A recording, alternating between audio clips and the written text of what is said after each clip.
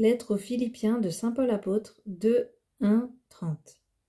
L'humilité, condition de l'unité. S'il est vrai que dans le Christ on se réconforte les uns les autres, si l'on s'encourage avec amour, si l'on est communion dans l'esprit, si l'on a de la tendresse et de la compassion, alors pour que ma joie soit complète, ayez les mêmes dispositions, le même amour, les mêmes sentiments, recherchez l'unité.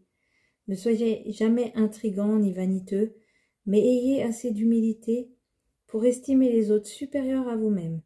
Que chacun de vous ne soit pas préoccupé de ses propres intérêts, pensiez aussi à ceux des autres. Hymne au Christ abaissé et exalté.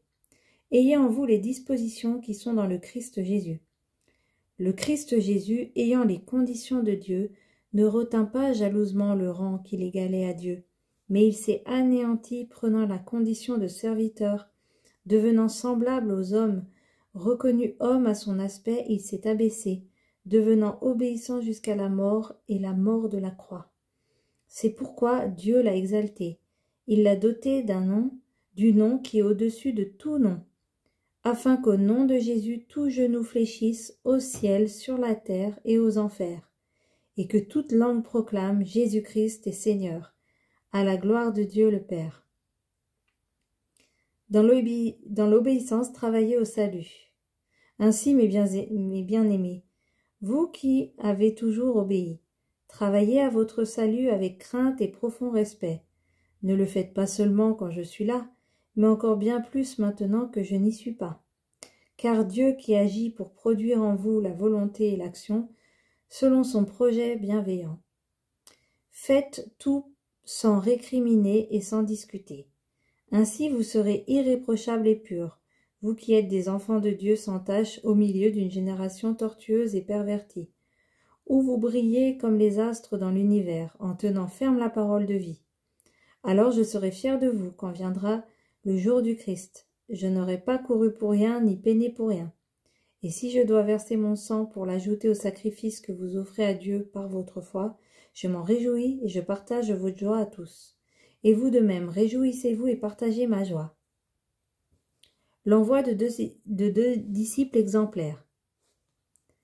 Dans le Seigneur Jésus, j'ai l'espoir de vous envoyer bientôt Timothée, pour que j'aie moi aussi la satisfaction de recevoir de vos nouvelles. Je n'ai en effet personne d'autre qui partage véritablement avec moi le souci de ce qui vous concerne, car tous les autres se préoccupent de leurs propres affaires, non pas de celles de Jésus-Christ. Mais lui, vous savez que sa valeur est éprouvée. Comme un fils avec son père, il s'est mis avec moi au service de l'Évangile. J'espère donc vous l'envoyer dès que je verrai clair sur ma situation. J'ai d'ailleurs confiance dans le Seigneur que je viendrai moi-même bientôt. J'ai aussi jugé nécessaire de vous envoyer Épaphrodite, mon frère, mon compagnon de travail et de combat. Il était votre envoyé pour me rendre les services dont j'avais besoin. Mais il avait un grand désir de vous revoir tous. Et il se tourmentait parce que vous aviez appris sa maladie. Car il a été malade et bien près de la mort, mais Dieu a eu pitié de lui, et pas seulement de lui, mais aussi de moi, en m'évitant d'avoir tristesse sur tristesse.